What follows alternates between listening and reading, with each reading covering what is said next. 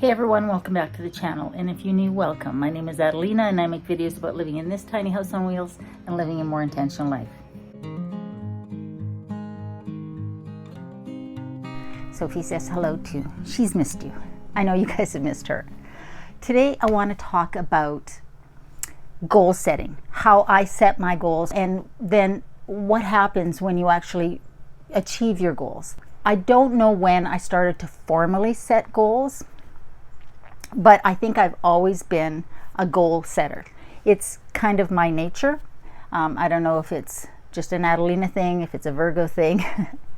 I don't know, but it's definitely in my nature. If I look back to my last couple of 5-year goals, the one that comes to mind first is my goal to get out of an abusive work situation.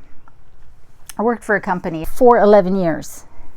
And my boss, I had nicknamed the devil, and he was a narcissist for sure, a sociopath or a psychopath.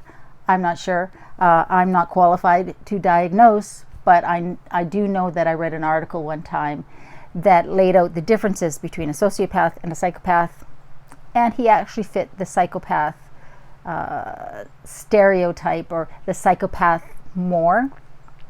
Anyways, he was extremely difficult, like I say, a narcissist and a bully, and I worked for him for 11 years, and for the last 6 of those years as his executive assistant.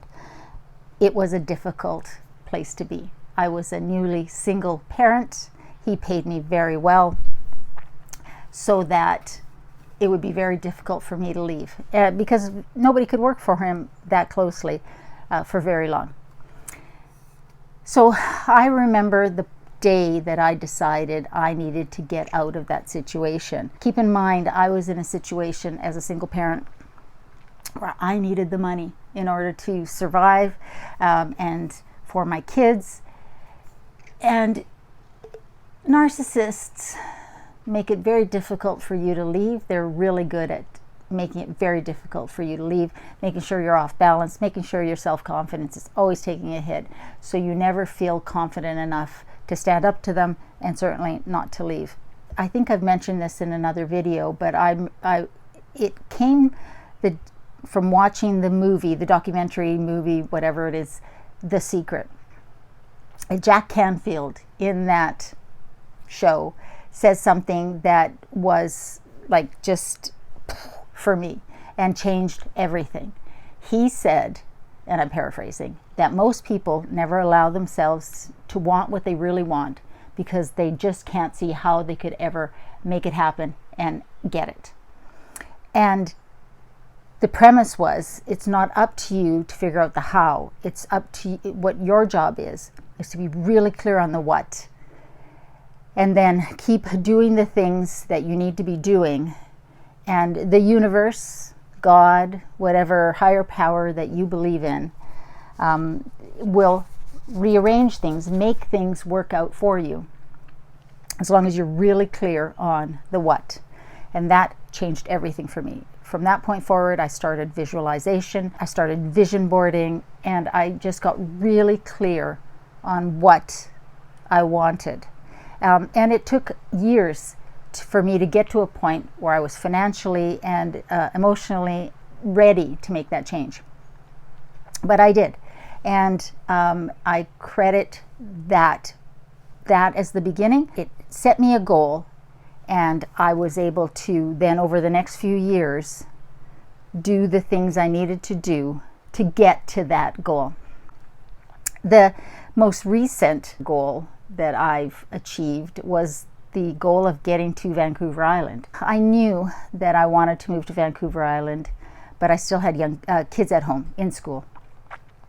And so I had to find a way to keep myself motivated and clear on what I needed to do in order to make this happen. So I set myself the goal of being on the island, living here in that 5 years. Now, I think you need to be very clear on what you want, but you also need to be very flexible on how you're going to get it, because sometimes life doesn't take you in a straight line. Rarely does life take you on the straight line. And so you have to be flexible enough to adapt to the curves and the detours. So originally, when I wanted to move to Vancouver Island, I thought I would be buying a condominium. And so I was researching those and looking at prices and thinking about how much I would need for a down payment. But then I discovered tiny houses. I was able to adapt my plan to make that part of it. So starting that process of deciding I was going to move to Vancouver Island, and then thinking, okay, what needs to happen next? See, I'm really big on reverse engineering from the end goal backwards. So if being on Vancouver Island was the goal, then I needed to reverse engineer from there. Okay, I needed a job that would allow me to move to the island without having to start over. I needed to be in a position financially where I could buy a place when I got here, because originally I was thinking about I would be buying.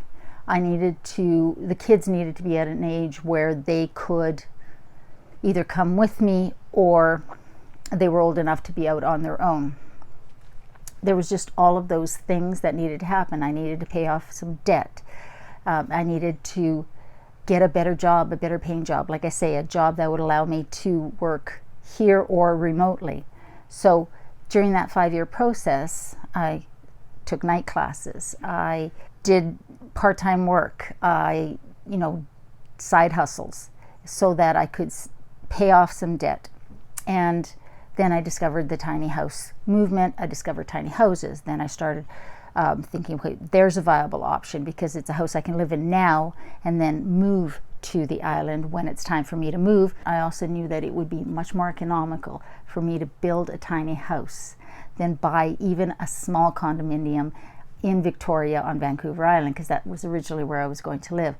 By the time I was at the point of discovering tiny houses, a small 2-bedroom condominium in Victoria was running around 500 to 600,000 Canadian dollars. And then there were condo fees and property taxes and all of those things attached. They've since gone up. So tiny house was a huge part of making my 5-year plan, my goal, come to fruition, because it was more affordable. I know people say that tiny houses are getting expensive, and this tiny house was not the cheapest tiny house to build, but still a fraction of what it would cost to buy a house or a condominium here. So all of those things, going back to school, getting a designation, getting a different job, starting to pay off debt, starting to put some money aside, enough to put the deposit down for the tiny house and build the tiny house, selling my condominium, all of those things, making sure my kids were launched, all of those things led to that. Yes, the pandemonium happened during that period, and that put a pause on some things. But even that didn't stop my progress, my process, because by the time that was happened, I was now at my new job. I now was working partially remote, and then they made me fully remote, so a full-time teleworker. I never had to go back into an office, which meant that I didn't have to be near Victoria, the big city here on Vancouver Island, and I could live somewhere more affordable, put the tiny house somewhere more affordable.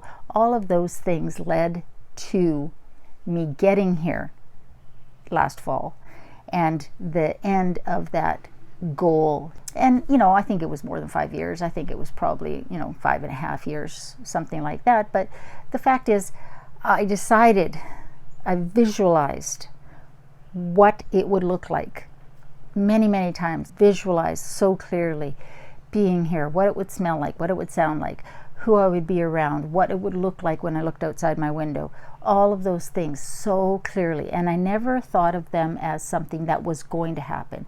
In those visualizations, I was always looking at it as it was then, like as if it was real at that moment. And I think that's really important, because if you're always thinking about something that someday is going to happen, then it's always going to be someday. So when you're thinking about your goals and when you're visualizing what you want, always be thinking about it as if it's real already. You know, it's already happened, if that makes sense, because then you're thinking about it, you're visualizing it in the moment as if it's real. I know that's confusing and a little woo, but that was what has always worked for me. Okay, so now I'm here. What's next? Those of you who watch the channel on a regular basis know I've already talked a little bit about my next 5-year goal. My battery on my phone is getting low, so I'm going to talk fast.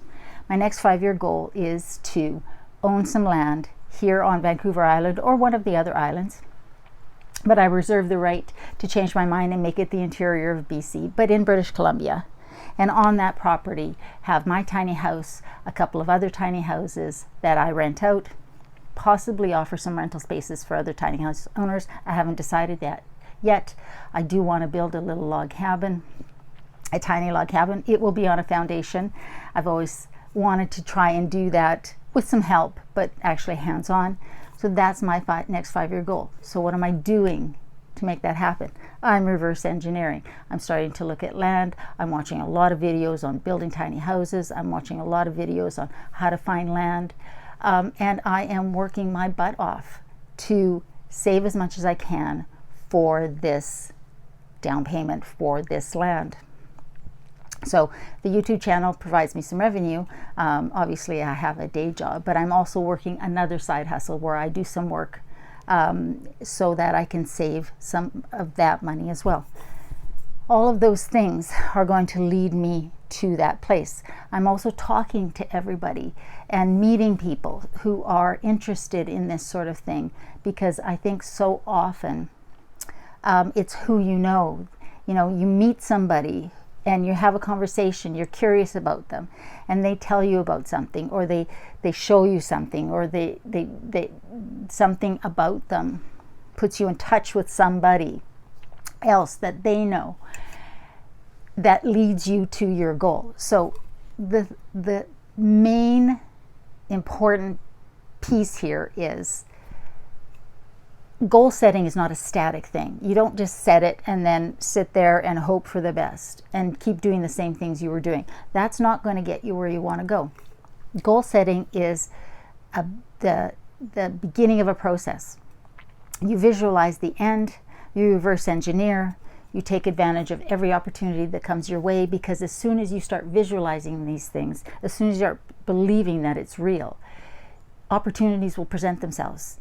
And you have to be ready to say yes and to take advantage of those things. It's very much a hands-on participatory process. And that's why it's so important to really be clear on your want, your goal, and have it be something that you're passionate about, because the more passionate you are, the more you can manifest.